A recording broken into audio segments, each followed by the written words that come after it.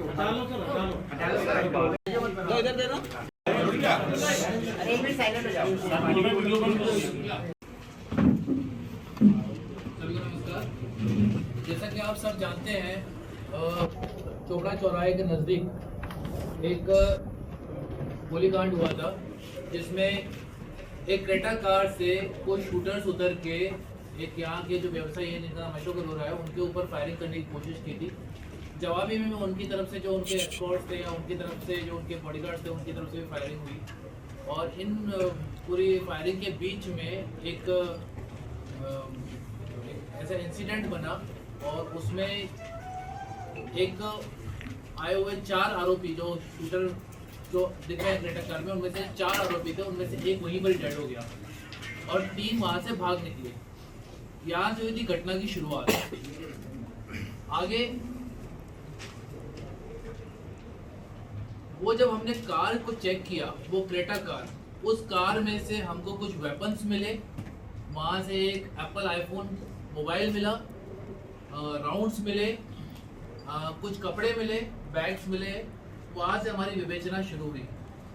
विवेचना के दौरान हमको ये सबसे पहले पता चला कि एक मनासा का एक अहमद है, मनासा का एक अहमद है जिसने वो मोबाइल फोन खरीदा था यहाँ के एक आई सॉल्यूशंस की दुकान से नीमच के। उसको जब हमने हिरासत में लिया तब पूछताछ में पता चला कि बाबू सिंधी, जिसका पूरा नाम जय कुमार साबनानी है, उसने इस घटना को अंजाम दिया था अहमद और बाबू शूटर के साथ मिलके। जो क्रेटा गाड़ी है, जिस गाड़ी से शूटर्स निकल के बाहर शूटिंग कर रहे हैं, गोलियां चला रहे हैं, वो क्रेटा गाड़ी अनुराग एरन के नाम से पाई गई। अनुराग एरन बाबू सिंधी उर्फ जय कुमार सबनानी का मुनीम रह चुका है और अभी हाल में वो जेल में बंद है सीबीएन के एक एनडीपीएस के प्रकरण में।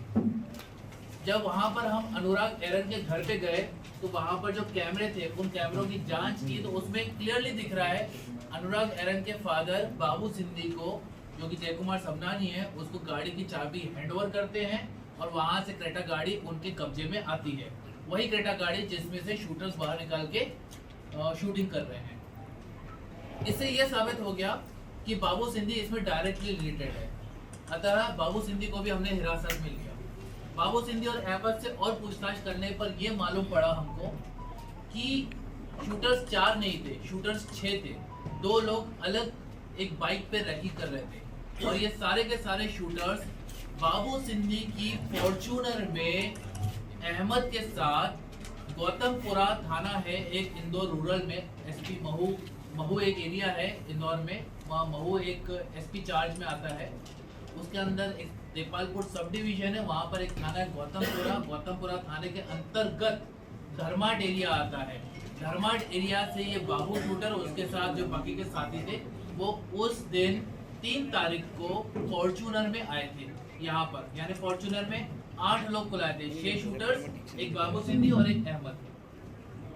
ना केवल इतना, हमको ये भी पता लगा कि इस घटना के पूर्व लगभग जनवरी 10 तारीख से जनवरी 18 तारीख तक 3 शूटर्स यहाँ पर रैकी करने आए थे, जिसमें बाबू शूटर, बाबू फकीर जो कि धर्माट का है, गौतमपुरा थाने का लिस्टेड गुंडा है, उसके साथ आशिक और शहजाद, शाद और शाहिद उसका नाम है। तो ये 3 लोग पूर्व में 8 दिन आकर बाबू सिंधी के साथ और लक्की उर्फ अर्पित सिंगल इनके साथ रैकी कर रहे हैं। जितना हमने इन शूटर से जैसे जैसे बयान ले रहे थे पता चल रहा था, तो इसमें लक्की का भी एक इम्पोर्टेंट रोल सामने आया। जैसे हमने शूटर से और बात की तो अन्य शूटर्स के भी नाम खुले एक एक करके। इनमें शूटर्स के जो नाम है मैं आपके सबके पहले वो बता देता हूँ।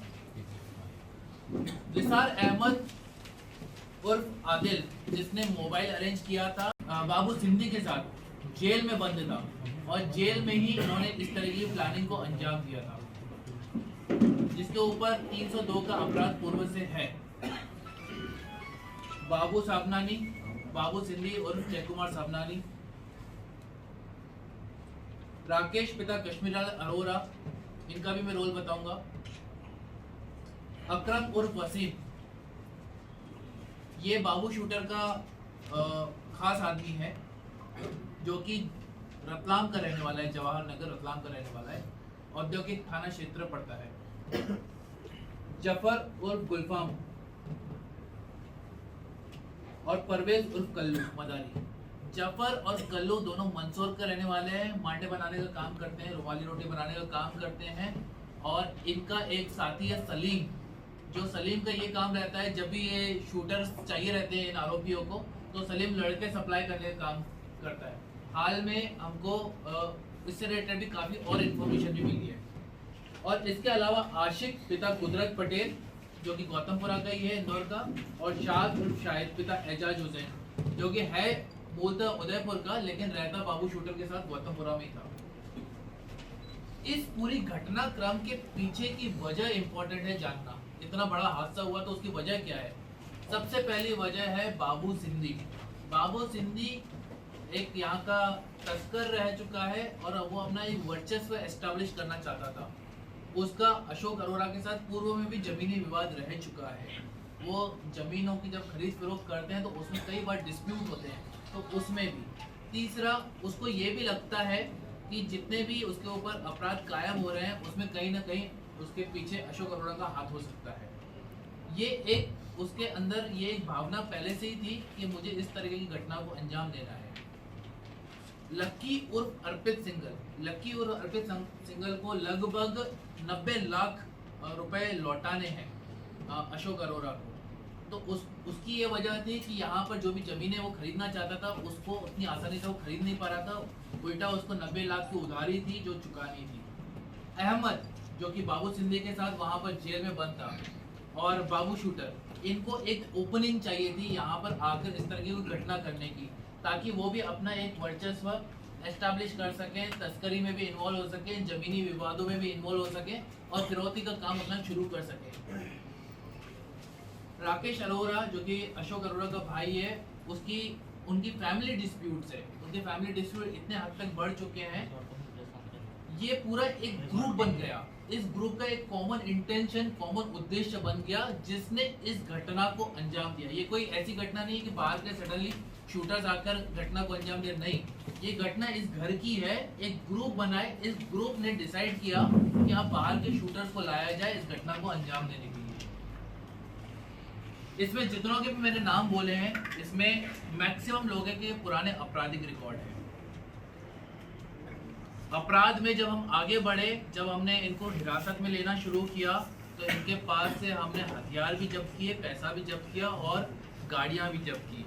इसमें जो हमने हथियार जब्त किए हैं उनका आपके पास जो नोट है उसमें हवाला दिया ही हुआ है।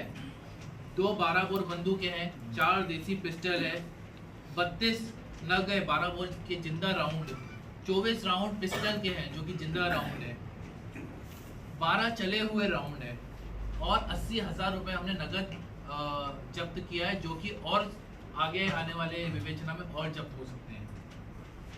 इसके अलावा हमने लगभग 9 गाड़ियां जब्त की है, जिसमें सादर गाड़ियों से लेकर हाईफाई गाड़ियां की है।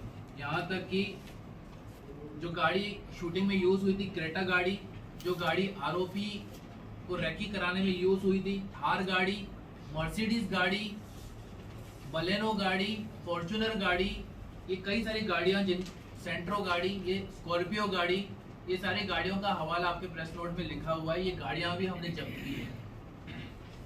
आपराधिक रिकॉर्ड का हवाला दिया हुआ है। बाबू सिंधी के आपराधिक रिकॉर्ड तस्करी से मुख्य तरह रिलेटेड हैं। आर्म्स एक्ट में भी वो बंद हुआ है पहले। अकरम शाह, इसके आपराधिक रिकॉर्ड हैं। अकरम बाबू शूटर के साथ पहले भी जेल में बंद रहा है और इसके 2 मुख्य 307 के आपराधिक रिकॉर्ड हैं। अहमद, नासिर अहमद जो मनासा का है, उसके ऊपर 302 का पूर्व में अपराध है। आशिक के साधारण मारपीट के 2 अपराध है पूर्व के। शाद और शाहिद का 302 उदयपुर का अपराध है। बाबू फकीर के अपराधों की व्याख्या की नहीं जा सकती, उसके बड़े सारे अपराध हैं। 302, 307, मारपीट, आर्म्स एक्ट, सारे अपराध हैं। इसमें जब ये घटना हुई थी उस समय हमने एक स्पेशल इन्वेस्टिगेशन टीम बनाई थी, जिसमें एडिशनल साहब सुपरवाइजरी ऑफिसर थे और थाना प्रभारी कैंट, थाना प्रभारी बागाना और थाना प्रभारी सिटी, इनका मुख्य पकड़ पकड़ में रोल था।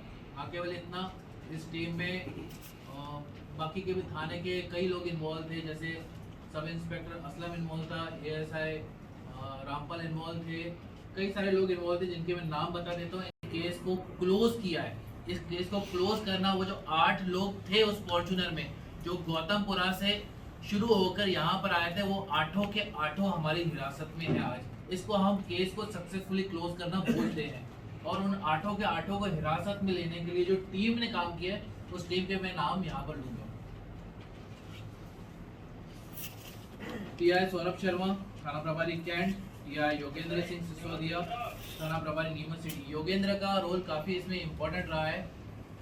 योगेंद्र और असलम की टीम मंदसौर गए हैं, इंदौर गए हैं, गौतमपुरा गए हैं, कोटा गए हैं, उदयपुर गए हैं, प्रतापगढ़ गए हैं, चित्तौड़गढ़ गए हैं। मेरे ख्याल से यहाँ का जो एरिया पूरा हो सकता है ना, वो पूरा इन लोगों ने, असलम, योगेंद्र की टीम, इन्होंने पूरा छान मारा है। यानी जितने भी वहाँ पर पुलिस ऑफिसर और बदमाश हैं, आप योगेंद्र और असलम को तो सभी लोग जानते होंगे। जो पुष्पा का रोल मैं बता दूं, पुष्पा जो हमारे थाना इंचार्ज बगाना है, उनका रोल यानी जितनी उनकी बड़ाई की जा सके उतनी कम है, क्योंकि पुष्पा सबसे पहले स्पॉट पे आई थी, मुझे याद है। और उतनी ही सिंसियरली पुष्पा ने इतना इस पर काम किया। जितने भी यहाँ पर हमको इतने सारे कैमरा में एविडेंस मिले हैं, जो 2 रैकी कर रहे थे, उनके जो 4 लोग शूटर्स थे, वो शूटर जब भागे थे, एक एक का पीछा करके पुष्पा ने ऐसे ऐसे फोटो कवर किए जिससे हम उनको आइडेंटिफाई कर पाए कि कौन कौन लोग थे, वरना बहुत मुश्किल है। वो मास्क पहने हुए थे, जब वो भागे थे आगे चल के उन्होंने अपना जर्किन उतार के फेंका था, मास्क उतार के फेंका था, किसी बंगले में गए थे, वहां पर छुप गए थे। तो पुष्पा ने एक एक को, पुष्पा और पुष्पा की टीम ने एक एक को लोकेट किया, कैमरों से उनके फुटेज निकाले, और जिसके बेसिस पे हम आइडेंटिफाई, जब तक हम आरोपी को आइडेंटिफाई नहीं कर पाते उसको पकड़ना बहुत मुश्किल होता है। इसलिए हमारे लिए सबसे इम्पोर्टेंट था थे कौन, आइडेंटिफाई। इसमें पुष्पा का बहुत ही सराहनीय रोल रहा है। असलम सब इंस्पेक्टर है, एक थाना प्रभारी से कम नहीं मानूंगा, इतना उसने इतना अच्छे से रोल निकाला। असलम ही था जिसने सबसे पहले इसमें जो सफलता हो सकी है, उसको असलम ने कैच किया था बाबू सिंह को।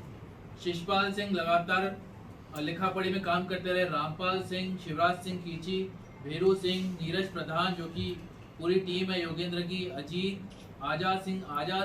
आज़ाद की तो जितनी बड़ाई की जाए उतनी कम है। आपको जहाँ जहाँ दिक्कत आएगी, जहाँ जहाँ पर लगेगा कि पुलिस यहाँ पर होनी चाहिए, वहाँ पर आज़ाद फटाफट पहुँचेगा। मुझे लगता है कि मैंने आज़ाद को सबसे फास्ट पहुँचते हुए देखा है। कैंट थाना, मूलचंद मार्ग में या कहीं पर भी घटना होती, और कोई मिले ना मिले, आज़ाद जरूर मिलेगा, फटाफट पहुँच जाता था वो। प्रदीप हमारे साइबर सेल का में इसमें इम्पोर्टेंट रोल है, क्योंकि वो जो मोबाइल मिली थी आईफोन, जहाँ से शुरुआत हुई थी, हमको ये नहीं पता था कि वो आईफोन किसकी है, कैसे पता। तो वो पता चला हमको उस आईफोन का विश्लेषण करने में, वहाँ की सीडीआर विश्लेषण करने में, कि इस आईफोन को एक कायनात नाम के लड़की के भाई ने चलाया है। भाई वो क्यों चला रहा है, उसका तो कोई आपराधिक रिकॉर्ड भी नहीं है। तो जब उसके भाई को लेकर आए तो उसने बताया ये तो मेरी बहन चलाती थी। जब हमने उसका पता किया तो पता चला कि ये जो है अहमद उसका लवर था, और ये पूरा साथ में घूमे थे, और उसको पता चल गया था कि ऐसा कुछ होने वाला है। तो वहां से हमको एक बहुत बड़ी लीड मिली, लेकिन उस लीड की वजह ये थी कि साइबर ने इसको ट्रैक कर लिया था कि ये मोबाइल उसके पास क्यों थी। तो इसमें साइबर में प्रदीप शिंदे और लाखन और कुलदीप, इन सब का नाम होना चाहिए। जितेंद्र सिंह जगावत, नाहर सिंह, आदित्य, राजेश, देवीलाल डेगा, आदित्य गौड़, अजीत कुमावत, प्रशांत, अनुराग, रूपेंद्र, सुरेंद्र, लक्की, मनीष का ये बहुत इम्पोर्टेंट है। मनीष को काफ़ी बड़ी हिंट मिली थी, जिससे हमको इस केस में बहुत फायदा मिला। लखन, कुलदीप, प्रदीप, इन्होंने रात दिन रहकर साइबर में काम किया, रात दिन, क्योंकि हमारे पास इतने नंबर आ रहे थे, लगभग नहीं भी तो 100 नंबरों की हमने सीढ़ियाँ निकाली होगी। वो भी धर्मेंद्र, सर्वेश, कारूलाल, मन्नू जाट, गणेश, इन सब का रोल रहा। जो हमारे नए आईपीएस अधिकारी यहाँ पर आए हैं, जो घटना के बाद आए हैं, लेकिन सडनली उनको इस घटना को इसमें पूरी तरह से इन्वेस्टिगेट करना पड़ा, उनका भी एक सराहनीय रोल है। और हमारे एडिशनल साहब का जो इसमें पूरी तरह से एंगेज थे। यहाँ तक कि एडिशनल साहब खुद मुझे बोले कि सर मैं गौतमपुरा जाना चाहता हूँ, इस केस की तहत तक पहुँचना। खुद गौतमपुरा में रहे 3 दिन पूरी टीम के साथ, और ये लीडरशिप स्पॉट पे कि कहाँ से एक्चुअली शुरुआत हुई थी। इसमें कोई आरोपी बाकी है गिरफ्तार के सारे हो चुके क्या है? जी, इसमें 2 आरोपी हमारे अभी बाकी हैं। एक बोल नहीं है, लेकिन लड़के सप्लाई करने का काम सलीम का था। ना केवल इस केस के लिए, जो हमको एविडेंसेस मिले अकरम के फ़ोन से, उसमें ये समझ में आया कि इनका एक ग्रुप है जो ऐसी ज़मीनों को देखता है जो काफ़ी महंगी है, रतलाम में, मंदसौर में, नीमच में, अन्य जगहों पर, और उसमें ये लोग धावा बोल देते हैं, उसमें इन्वॉल्व हो जाते हैं, और उसमें जो खरीदार और बेचने वाला रहता है उन दोनों से फिरौती लेते हैं। तो उसमें भी सलीम का बहुत इंपॉर्टेंट रोल है। और दूसरा है लक्की और अर्पित सिंगर। सर लकी को तो पुलिस जो बाबू सिंधी के साथ जो लोग मिलते हैं, बात करते हैं, क्या वो आरोपी है कि नहीं? अगर आरोपी है तो आरोपी हम कैसे डिसाइड करें वो आरोपी है? क्या केवल मिलने मात्र से आरोपी हो जाएगा? तो उसका प्लानिंग में इन्वॉल्व होना बहुत जरूरी है। तो हमारे लिए बहुत इंपॉर्टेंट था टेक्निकल और आरोपी के कथन दोनों मैच हो, कि जो बाबू सिंधी बोल रहा है क्या सामने वाले जिसका नाम ले रहा है वो प्लानिंग में इन्वॉल्व था कि नहीं। तो जैसे जैसे इन्वेस्टिगेशन बढ़ता गया, जैसे जैसे हम आरोपी को पकड़ते गए, तब हमको रियलाइज होता गया कि लकी कैसे कैसे इन्वॉल्व है। हमने फुटेजेस निकाले हैं उसको रेकी करते हुए, हमने जो आरोपियों को पकड़े हैं उनकी अलग अलग आरोपियों ने अलग अलग तरीके से लकी का इन्वॉल्वमेंट बताया। जो जब हम सभी आरोपियों को पकड़ ले तो एक माला की फ्रेम में जो अलग अलग दाने रहते हैं, अब वो पूरे हो रहे हैं कि लकी कैसे इन्वॉल्व था। जब तक वो नहीं था तो हम कैसे किसको आरोपी बनाते हैं? लकी को पहले कैसे विभाग से पता चल गया वो फाइनलाइज, क्योंकि हर बार तो इनोसेंट बनने की कोशिश कर रहा होगा पुलिस के सामने। ऐसा इनपुट आपके विभाग से गया होगा भाई, आप आपको पुलिस आरोपी, क्योंकि आप खुद इन्वेस्टिगेशन कर रहे थे, तो कहीं ना कहीं तो स्टाफ की कुछ रही होगी, कैसे फिर उसके पास गया मुझे पुलिस अब बस आरोपी बना दी तो भग जाऊंगी? तो बस वही है कि उसको समझ में आ गया कि पुलिस नज़दीक है, कि अब मैं बहुत जल्दी आरोपी बन सकता हूँ। और पुलिस की इन्वेस्टिगेशन जब लकी गया था उस समय पुलिस की इन्वेस्टिगेशन बहुत ही प्रारंभिक दौर पे थी, और अब हमारी पुलिस की इन्वेस्टिगेशन ऑलमोस्ट कंप्लीट हो चुकी है। और उसको ये रियलाइज हो गया होगा कि अब इसके बाद मेरा रोल आने ही वाला है। एक भी और आदमी मिला, उस समय हमारे पास कोई आरोपी नहीं थे, तो जैसे जैसे आरोपी मिलते जा रहे थे उसका रोल खुलता जा रहा था। टीम को इनाम ही इनाम है, जितना ये पूरा इनाम है इन्हीं का इनाम है, और किसका इनाम है? सर टोटल सुपारी कितने की दी गई थी? जिस तरह कहा जा रहा है कि 2 करोड़, 3 करोड़, 5 करोड़, कितने की सुपारी थी टोटल? यही काफी इसमें वो आ रहा है कि 2 करोड़ उनको बोला गया था, और यहाँ तक कि बाबू सिंधी ने बोला था कि 6 शूटर को तो मैं इमीडिएटली 10-10 लाख तो इमीडिएटली दे दूंगा जैसे ही काम हो जाएगा, और उसके बाद मैं सबको खुश कर दूंगा। इस टाइप की बातें आ रही है। 5 लाख इमीडिएटली उन्होंने दे दिए थे जब पहले रैकी करने आए थे। ये लोग 3 लोग आए थे, बाबू शूटर, आशिक और शाद, तब इमीडिएटली 5 लाख टोकन मनी दिया। सर एक आपने का बता रहे हैं रेसिडेंसी में भी इन्होंने घटना करने की कोशिश करी थी, यहाँ पुलिस भी कुछ मौजूद थी, इस वजह से इन्होंने देव रेसिडेंसी का ये है पूरा कि उस समय 3 तारीख को ये लोग फॉर्च्यूनर से यहाँ पर आए थे। जब फॉर्च्यूनर से ये 6 लोग और 2 लोग 8 लोग, बाबू सिंधी, अहमद और 6 शूटर जब आए थे, तो तभी बाबू सिंधी ने बता दिया था कि आज यहाँ पर देव रेसिडेंसी में काम हो रहा है। अब क्योंकि उस समय अंधेरा था, वहाँ पर शादी चल रही थी, पुलिस की मौजूदगी थी, तो वो उतना उनका वो बन नहीं पाया उस समय। क्योंकि अच्छा उसमें भी लकी का काफी इन्वॉल्वमेंट आया, क्योंकि लकी उसमें बाद में हमको पता चला कि लकी उसमें पूरी इंफॉर्मेशन दे रहा था कि अभी आए हैं, जिनको टारगेट किया गया वो अभी आए हैं, अभी थोड़ी देर में निकलेंगे वगैरह। सर इनने योजना कहाँ से बनाई थी सारी? सबसे पहली योजना तो जेल में बनी थी। जब बाबू सिंधी जेल में था अहमद के साथ, वहां पर ये योजना बनी थी। उस योजना को अंजाम देने के लिए जब वो जेल से बाहर निकला, इसमें लकी और राकेश भी इन्वॉल्व है, तो इस योजना को एक्चुअली जो ग्रुप है वो मिला। सर बाबू के संपर्क में कैसे आया? कोई कड़ी कौन सी डायरेक्ट मिले या लकी के थ्रू मिले, क्या लकी के थ्रू मिले। सर ये जो बाबू के संपर्क में था, फकीर के संपर्क में बाबू सिंधी कैसे आया?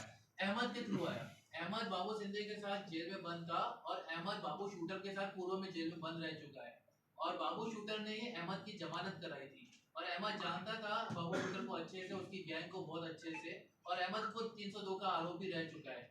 अहमद को बाबू सिंधी ने 25 लाख देने का वादा किया था, और उसके अलावा बाबू सिंधी की 2 होटलें हैं, एक फार्म हाउस है और एक उड़ान होटल है जो वीर होटल है, जो चीता के एड्रेस में है, निम्बाड़ा में आती है, तो वहां पर भी वो अपनी गर्लफ्रेंड के साथ कई बार आता जाता था। तो वहाँ पर जो जेल में बात हुई थी उसको अंजाम देने के लिए अहमद ने बाबू सिंधी को बाबू शूटर से मिलवाया था। सर इन सब शूटर्स का इंटेंशन ये था सर, हमने बहुत ज़्यादा लोगों से पूछताछ करी है, अब इसका फिगर बताना यहाँ पर पॉसिबल नहीं है।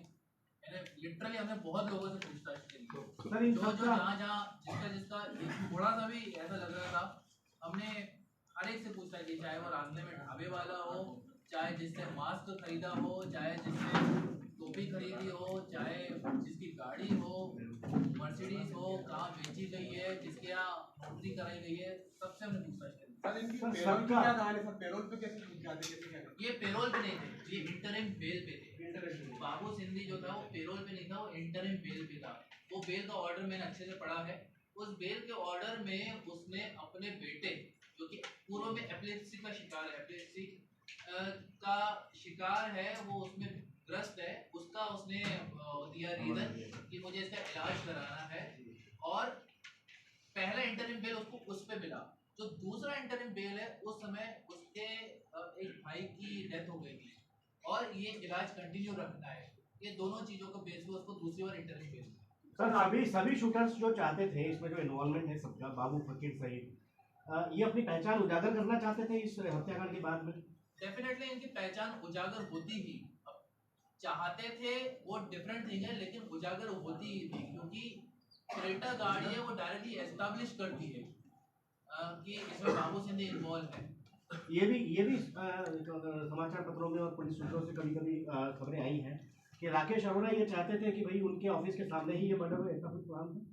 नहीं, ऐसा हमारा प्लान अभी तक हमारे सामने नहीं आया है कि वो चाहते थे कि वहीं पर ही क्या की हो, क्योंकि जैसा कि आपको पहले बताया कि पहले तो देव रेसिडेंसी के सामने का प्लान था। सर जो ये It राकेश was अरोड़ा का opportunity. इन्वॉल्वमेंट क्या था पूरा? सर राकेश अरोड़ा का इन्वॉल्वमेंट क्या था? राकेश अरोड़ा ने बाबू सिंधी को फाइनेंस करने के लिए बोला था कि आपको जो बेनिफिट, आपको जो बचा हुआ फाइनेंस है वो मैं सप्लाई करूंगा, आप इसमें आगे बढ़ो। यानी एक फाइनेंशियल सपोर्ट, क्योंकि बाबू सिंधी कई टाइम से जेल में बंद था। बाबू सिंधी कई समय से जेल में बंद था, उसका बिजनेस रुका हुआ था, तो उसको लिक्विड फाइनेंस, ऐसा नहीं कि आपके पास प्रॉपर्टी बहुत है उसको अपन फाइनेंस नहीं बोलते, लिक्विड फाइनेंस की जरूरत रहती है, तो लिक्विड फाइनेंस देने की उन्होंने बात की। सर बाबू सिंधी जब पिछली बार भी जब सीबीआई की गिरफ्त में आया था और पिछले 1-1.5 महीने के पैरोल पे रहते हुए या जमानत पर रहते हुए आपने कॉल डिटेल निकाले होंगे, बाबू सिंधी जब खड़ा हुआ था नीमच में तो उसमें कई पुलिसकर्मियों का योगदान था, उसको मदद मिली थी। ऐसा आपके दिमाग में कोई संदिग्ध पुलिसकर्मी यहाँ पर आया है जो अभी भी उसकी मदद कर रहा था, या कॉल डिटेल्स में 1.5-2 महीने में उसके साथ में कोई संपर्क में था? अच्छा सर, ये जो बाबू सिंधी जिस स्कॉर्पियो से भगी वो किसकी थी? पंकज कुमावत की थी। पंकज कुमार की। तो उसने वो जेल में से इनको प्रोवाइड करा दी क्या? देखिए, जैसे अनुराग एरन की क्रेटा थी, क्या हाँ। अनुराग एरन ने जेल में से प्रोवाइड करी? अच्छा, वो इसी तरह से। बस बिल्कुल वैसे ही ये पूर्व में जो इनके साथी रह चुके हैं बाबू सिंधी के, उनके जो परिवार वालों को समाव पता है कि ये तो साथ में ही थे, चाहे अनुराग एरन के फादर हो, चाहे पंकज कुमावत की सिस्टर हो, इनको पता है कि बाबू सिंधी के साथ ही थे। तो जब बाबू सिंधी गाड़ी मांगने जाता था तो उनको मना नहीं किया जाता था, ये लीजिए गाड़ी की चाबी। अच्छा सर, अकरम ने जो पीछे से उसको बाबू फकीर को गोली मारी, तो वो किस कारण से मारी? क्या उद्देश्य था उसका? क्या उसी के साथी को गोली मारनी? वो उसमें वीडियो में दिख रहा है। उसको और इन्वेस्टिगेट कर रहे हैं। सर अच्छा, पुलिस की कोई और- कमजोरी इसमें आपको लगती है या क्या सुधार की गुंजाइश है इसमें कि देव रेसिडेंसी से लेके अगले दिन शाम को 4 बजे तक वो लोग अपने वाहन में हथियार लेके घूमते रहे? क्या करना चाहिए पुलिस को और क्या सख्त कदम उठाना चाहिए? लोग अपनी गाड़ियों में जो है हथियार लेके घूमते हैं और 24 घंटे तक पुलिस को पता नहीं चलता, 18 घंटे कम से ऐसे बड़े जो केसेस रहते हैं आपसी डिस्प्यूट के, जो आपसी डिस्प्यूट के केसेस रहते हैं, उनके जो रीजंस रहते हैं वो जनरली हमारे हाथों के बाहर रहते हैं। चाहे आप कोई भी बड़ा मर्डर देख लीजिए या कोई भी ऐसा बड़ा इंसिडेंट देख लीजिए, उनके जो डिस्प्यूट्स रहते हैं ना बहुत पर्सनल रहते हैं। जैसे इसमें भी डिस्प्यूट जब बाबू सिंधी और अशोक अरोड़ा का है, या राकेश अरोड़ा और अशोक अरोड़ा का है, या फिर लक्की और अर्पित का अशोक अरोड़ा के साथ डिस्प्यूट, वो बहुत ही पर्सनल है। लेकिन हथियार तो सर वो सार्वजनिक रूप से लेके घूमते रहे कार में। सार्वजनिक कहाँ लेकर घूमते थे? दिखाते को तो फिर रहे थे। नहीं, पुलिस को तो ध्यान रखना चाहिए ना सर। और अभी भी मैं आपको एक सवाल देना चाहता हूँ सर, 70-80 गाड़ियाँ अभी भी नीमच में ऐसी है जो ब्लैक ग्लासेस वगैरह उनकी ब्लैक फिल्म है, उनके खिलाफ कोई इसके बाद में कोई कदम उठाया जाएगा आपके पुलिस प्रशासन के द्वारा? नीमच में ऐसी कई सारी गाड़ियां हैं, ना केवल नीमच में, नीमच प्रतापगढ़, चित्तौड़गढ़, नाम, मंदसौर, इसमें कई सारी ऐसी गाड़ियां हैं जो ब्लैक ग्लास है, तो बिना नंबर की मिलती है। उसमें हम कईयों पे हमने चालानी कार्रवाई की है। अगर हमारा आप रिकॉर्ड में देखेंगे तो कार्रवाइयाँ पिछले सालों से बेटर ही मिलेगी।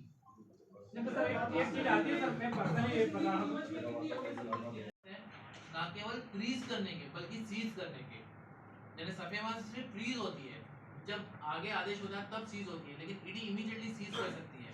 तो उसकी पूरी लिस्ट अब ईडी को जा चुकी है, इसकी जो पूरी प्रॉपर्टी सर नो उनकी भी संपत्ति इसी तरह से डेफिनेटली जो बाकी के आरोपी है उनकी भी संपत्तियों का हम चेक कर रहे हैं। जैसे अकरम की संपत्ति का हमने ऑलरेडी पता लगा लिया है जवाब, और वो वहाँ के जो हमारे कलेक्टर सर हैं, वहाँ के जो एसपी सर हैं, उनके साथ हमारा ऑलरेडी कोऑर्डिनेशन एस्टैब्लिश हो गया है। और इसमें बाकी के लोगों का भी हम पता कर रहे हैं कि किनकी किनकी संपत्ति अवैध तरीके से अर्जित की गई है। और मुझे लग रहा है इसमें जो हमको अकरम के यहाँ से फ़ोन मिला है, जिसमें सलीम, बाबू शूटर, अकरम और ऐसे लोगों का हमको वार्तालाप मिल रहा है, और इसमें और भी लोग हैं जो ऐसी अवैध जमीन, जो महंगी जमीन है, उनके डिस्प्यूट्स में टांग अड़ाकर फिरौती लेना या उस तरह खरीदी बिक्री करना, वो सामने आएगी तो उसमें भी अलग से सर प्रतापगढ़ के लालाओं की कोई भूमिका इसमें आई है शामिल? नहीं, इन्होंने हथियार जो है, एक जो सलीम जिसका मैंने नाम लिया है और बाबू शूटर ने पूर्व के जो उसके पास यानी हथियार जमा थे वहाँ से अरेंज कर रहे। एक और नाम आ रहा है जिसका मैं नाम यहाँ पर नहीं खोलूंगा क्योंकि हमने यहाँ पर नहीं खोला है, उसकी भूमिका आ रही है जिसको हमारी इन्वेस्टिगेशन टीम चेक कर रही है। तो सर ये 10 आरोपी, सर ये आरोपी का लोकल बंदा है क्या सर? नहीं सर, ये आरोपी जो आपने इसमें प्रेस नोट में दिए हैं, 8 और 2 10 आरोपी इसमें दिए हैं, तो इसके अलावा भी सर अभी और पूरी संभावना है कि और भी इसमें आरोपी बन सकते हैं कई लोग? देखिए, आरोपी ऐसा रहता है कि कुछ लोग डायरेक्टली इन्वॉल्व रहते हैं और कुछ लोग कॉन्स्पिरेसी में इन्वॉल्व रहते हैं और कुछ लोग इसके बाहर जो इनडायरेक्ट है वैसे इन्वॉल्व होते हैं। तो वैसे जो इनडायरेक्ट इन्वॉल्व है, जैसे आपने अभी पूछा था हथियारों वाला, हथियार ऑलरेडी बाबू शूटर के पास थे, लेकिन कुछ लोगों के और भी नाम आ रहे हैं जिन्होंने हथियार उसको सप्लाई किया था। अब हमको ये देखना है कि पर्टिकुलर अभी सप्लाई किए कि पहले सप्लाई किए, इस तरह के कुछ और नाम खुल सकते हैं। सर ये सभी मुख्य माने जाएंगे तो मुख्य आरोपी डेफिनेटली ये मुख्य ही है। जो 4 लोग शूटर थे, जो 2 लोग बाकी के बाइक, जो बाबू सिंधी की बाइक थी एवेंजर बाइक, उसमें बाकी के 2 शूटर रैकी कर रहे थे एयरपोर्ट में, और बाबू सिंधी खुद और उसके साथ जो अहमद था जिसने प्लान बनाया था जेल में, ये पूर्णतः मुख्य है। लक्की ने पूर्णतः उनको रैकी में मदद करी है, लक्की और अर्पित ने पूर्णतः उनको रैकी में मदद करी है, तो ये पूर्णतः डायरेक्ट है। सर यानी मतलब मुख्य के साथ सर एक तलवार भी मिली थी सर वहाँ पर मौका वारदात पे सर। मौका बाबू सिंधी को एस्टैब्लिश करने में किसका रोल रहा है और इस केस से रिलेटेड आई थिंक ये है भी नहीं। सर ये पुलिस टीम ने इतना बढ़िया काम करा है, आपने अभी सबकी एक नाम लेके पेट सब दबाई है, तो इनको आगे से कुछ और या डीजी से या जितना सेंसिटिव रहता है और जितना अच्छा रहता है और कितने कम समय में उसको सॉल्व किया जा सकता है, उस बेसिस पे डेफिनेटली अवार्ड्स रहते हैं। इमीडिएटली अवार्ड तो पकड़ने का रहता है, उसके बाद आईजी सर और डीजी सर के यहाँ इनका प्रतिवेदन जाता है। डेफिनेटली इसमें पूरी टीम ने बहुत ही सराहनीय काम किया है, लेकिन कुछ लोगों ने एक्स्ट्रा ऑर्डिनरी भी काम किया, तो डेफिनेटली वो नज़र में भी आते हैं जब काम करते हैं। और ख़ास करके ऐसे जो केसेस रहते हैं बड़े, उसी समय उन लोगों के चेहरे भी सामने आते हैं हमारे पुलिसकर्मियों के, जो बढ़ चढ़ के काम करना जानते हैं। डेफिनेटली वो डीजी सर पूरे प्रेस में सर किस आरोपी के खिलाफ कौन सी धारा में कुछ प्रकरण किया सबूत आपको डिटेल मिल जाएंगे इसमें किन धाराओं में प्रकरण दर्ज हुआ है? किस किस आरोपी पे कौन सी धारा है? डेफिनेटली आपको इनका पूरा डिटेल